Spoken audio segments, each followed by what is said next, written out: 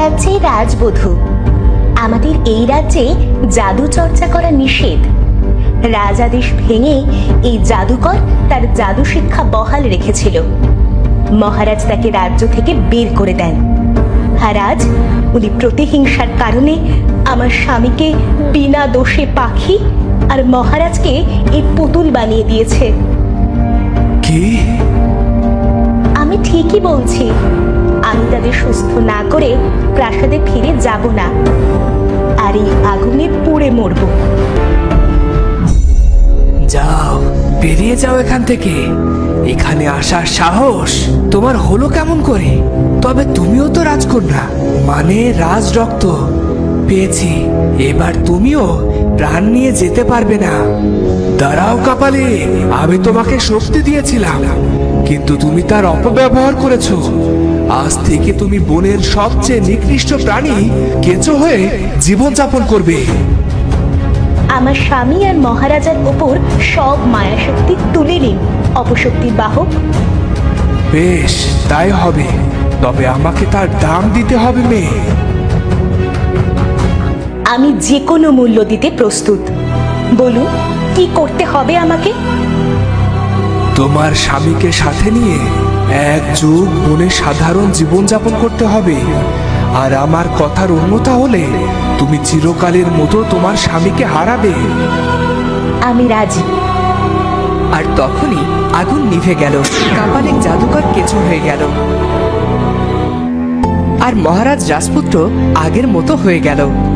তুমি সত্যি যোগ্য রাজবধূর কর্তব্য পালন করেছো। চলো মা, ওদিকে সবাই তোমার জন্য অপেক্ষা করছে। ক্ষমা করবেন মহারাজ, আমি আর রাজপুত্র প্রাসাদে যেতে পারবো না। কেন? এখানে কি তোমার কোনো অযত্ন হয়েছে পরিণীতা? না না, ওখানে সবাই খুব ভালো। তোমাদের ফিরিয়ে নিয়ে আসার জন্য আমি অপশক্তির বাহককে কথা দিয়েছি। রাজকুমারকে নিয়ে আমি এক যুগ বনে সাধারণ জীবন কাটাবো।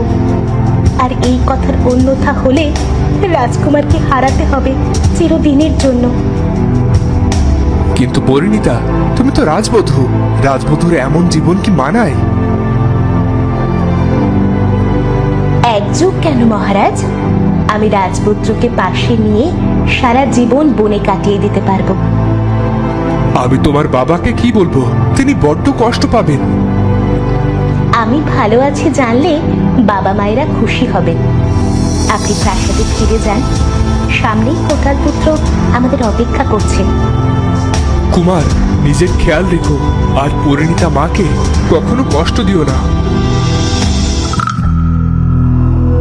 মহারাজ চলে যেতেই রাজপুত্র আর পরিণীতা বনের মধ্যে তাদের থাকার জন্য জায়গা খুঁজতে শুরু করলো। আমি দুঃখিত স্বামী, আমি আপনাকে বনের সাধারণ জীবন দিয়েছি। আপনার অনেক কষ্ট হবে। পরিণীতা, আমার বড্ড ইচ্ছে ছিল আমি সমুদ্রের পাশে ছোট্ট একটা কুটিরে তোমার সাথে বাস করব। আমি মাছ ধরবো আর তুমি আমার জন্য খাবার বানাবে। ভালোই তো হলো, বলো? ওরা এগিয়ে চলল সামনে। তখনই ওদের দেখা হলো এক বুড়ির সাথে। বুড়ির অনেক কষ্ট, তাকে সাহায্য করার কেউ নেই। তোমরা কারা বাছা? এ পথে তো কেউ আসে না। আমরা দুজন থাকার জন্য আশ্রয় খুঁজি বুড়িমা, কিন্তু তুমি এখানে? আমার তো তিন কুলে কেউ নেই। দূরের গায়ে গিয়ে দুটো খাবার চেয়ে নিয়ে আসবো, আমার শরীরে সেই শক্তিটুকুও নেই। তোমরা চাইলে আমার সাথে থাকতে পারো। তাহলে তো ভালোই হবে, আমরা থাকার একটা জায়গা পাবো, আর আমি কোনো একটা কাজ খুঁজে নেব। তবে তো ভালোই হলো, আমাকে দুটো রেঁধে বেড়ে খাওয়াবে তো মা, আর গল্প করারও লোক পেলাম। পরিণীতা আর রাজপুত্র থাকার জায়গা পেয়ে বেশ খুশি হয়। এরই মধ্যে বুড়ির বাড়িতে চরকা দেখে পরিণীতার মাথায় একটা বুদ্ধি এসে যায়। তুলো থেকে সুতো কাটতে জানি। স্বামী, তুমি সেগুলো বাজারে বিক্রি করলেই আমাদের চলে যাবে। না না, তা কি করে হয়? তোমার হাত যে সুতোর ধারে কেটে যাবে। আমি আছি তো, আমি সব সামলে নেব। তারপর কাঠ কাটার চিন্তা করে রাজপুত্র বনে চলে যায়, কিন্তু অনেক সময় পেরিয়ে গেলেও সে আর ফিরে আসে না। কি গো মেয়ে, এত মন দিয়ে কি ভাবছো? বুড়িমা, আমার স্বামী সেই যে বনে গেল, আর তো ফিরে এলো না। এখন আমি কি করব? শুনেছি বনে ডাইনির বড্ড উৎপাত বেড়েছে। ওরা নরখাদক, ওদের খপ্পরে পড়েনি তো তোমার স্বামী? না না, এ হতে পারে না। আমি বরং এগিয়ে গিয়ে দেখে আসি। এ অবেলায় বনে যাওয়া ভালো কথা নয়। না না, আমার স্বামীর কিছু হলে আমি বাবাকে কি জবাব দেব? আমি আসি। ওদিকে পরিণীতা চলল বনের মধ্যে। সে বনের কিছুই চেনে না, কিন্তু সে রাজকুমারের খোঁজ না নিয়ে যাবে না। এদিকে হঠাৎ রাজকুমারের মনে হলো কেউ তাকে অনুসরণ করছে। সে কারো হাসির শব্দ শুনতে পেল। এই গভীর বনে কে হাসছে? আমার উপর কি কেউ নজরদারি করছে? দেখি তো এগিয়ে গিয়ে।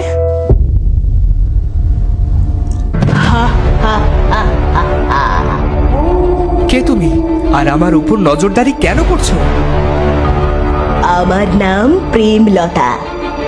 বেঁচে থাকতে আমার বড্ড ইচ্ছে ছিল আমার একটা সংসার হবে, সুন্দর একটা স্বামী থাকবে, আমি তাকে রেঁধে বেড়ে খাওয়াবো, কিন্তু তার পূরণ হলো না। মানে তুমি ভূত? ভূত বলে কিছু হয় নাকি? একদম ভূত বলে গালি দেবে না বলে দিচ্ছি। ডাইনি বলে কি আমার কোনো আত্মসম্মান নেই? দেখো, তুমি ভূত কিংবা ডাইনি যেই হও না কেন, আমাকে আমার কাজ করতে দাও আর এখান থেকে চলে যাও। ডাইনির নাম শুনলেই সবাই ভিমড়ি খায়, আর তুমি কি না আমাকেই চলে যেতে বলছো? তোমার কথা শুনে আর তোমার সাহস দেখে আমি মুগ্ধ। আমি তোমাকে খাবো না, আমি তোমাকে বিয়ে করে মানুষের মতো সংসার করব। বাড়িতে আমার বউ আমার জন্য অপেক্ষা করছে, আমাকে যেতে দাও। আজ রাতেই আমাদের বিয়ে হবে। আমি তো সবাইকে নিমন্ত্রণ করব। প্রেমলতা ডাইনির বিয়ে বলে কথা। তখন ডাইনি রাজপুত্রকে নিয়ে চলে গেল তার গুহাতে, আর বনে খবর পাঠিয়ে দিল মানুষের সাথে ডাইনি প্রেমলার বিয়ে হবে। রাজপুত্র বারবার বেরিয়ে আসতে চাইছিল, কিন্তু ডাইনির খপ্পর থেকে বের হওয়া কি এত সহজ? আমাকে যেতে দাও, আমার স্ত্রী আমার ফেরার জন্য অপেক্ষা করছে। তুমি অবশ্যই ফিরবে, তবে আমাকে বিয়ে করে তোমার সাথে নিয়ে, নয়তো এখান থেকে তোমার মুক্তি নেই। এ আমি কোথায় ফেসে গেলাম? এবার এখান থেকে কি করে বের হব আমি? এদিকে পরিণীতা রাজকুমারকে খুঁজেই চলেছে। বেশ অদ্ভুত বন তো। এত গভীরে চলে এলাম, অথচ কোনো পশু পাখির আওয়াজ তো শুনতে পেলাম না। নাকি রাজপুত্রকে নিয়ে ভাবছি বলে সেসব আমার চোখ এড়িয়ে গেছে? তবে এমন ভুল তো আমার হওয়ার কথা নয়। পরিণীতা কিছুটা এগিয়ে দেখতে পেল মধুতে প্রজাপতির পা ডুবে গেছে, সে আর উঠতে পারছে না। তখন পরিণীতা প্রজাপতিকে সেখান থেকে উদ্ধার করলো। তুমি ছোট্ট একটা প্রজাপতি, একটু সাবধানে চলবে তো। তোমাকে অনেক ধন্যবাদ।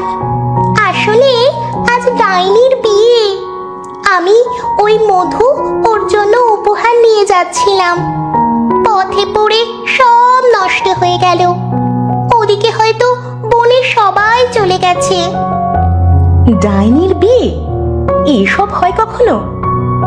হয় গো হয়। এই আজব বনে আরো অনেক অনেক কিছুই হয়। আমরা খালি চোখে যা দেখতে পাই না সব হয়।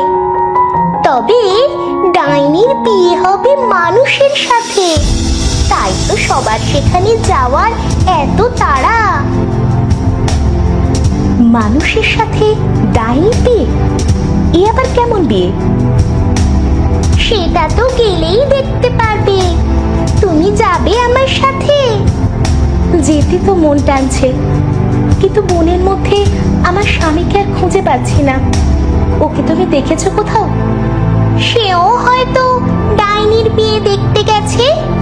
চলো আমার সাথে। যদি সে সেখানে না থাকে তবে এ বনের আমি সব চিনি। আমি তোমার স্বামীকে খুঁজে এনে দেব, তুমি একদম ভেবো না। পরিণীতা প্রজাপতির কথা শুনে প্রজাপতির সাথে চলতে শুরু করলো। ওদিকে বুড়ি পরিণীতা রাজপুত্রের জন্য অপেক্ষা করছে। মেয়েটা আর ছেলেটা এই যে গেল, আর তো ফিরলো না। ওরা কি পথ হারালো? এ বনের তো গুণের শেষ নেই। আমি বরং একবার গিয়ে দেখে আসি। বুড়ি চলল রাজকুমার আর পরিণীতার খোঁজে। আর এদিকে রাজকুমার কি করবে সে ভেবেই পাচ্ছে না। ডাইনি তো মহা খুশি, আজ তার স্বপ্ন পূরণের দিন। বনের সবাইকে ডাকলাম, কেউ এখনো এলো না কেন? ছাগলকে বললাম মালা নিয়ে আসতে, সে তো গায়েব। কি যে আমাকে একটু সুন্দর করে সাজিয়ে দেবে, হাতে একদম সময় নেই, নয়তো চাষি বউদের শাড়ি চুরি করে নিয়ে আসতাম। এখানে বেশিক্ষণ থাকলে এই ডাইনির চিৎকার আমি পাগল হয়ে যাব। তো বন্ধুরা, ডাইনির সাথে কি রাজপুত্রের বিয়ে হয়ে যাবে? পরিণীতা কি করে পেরে উঠবে ওই ডাইনির সাথে? ডাইনি কি পরিণীতার কথা মেনে নেবে? দেখা হচ্ছে পরের ভিডিওতে। ধন্যবাদ।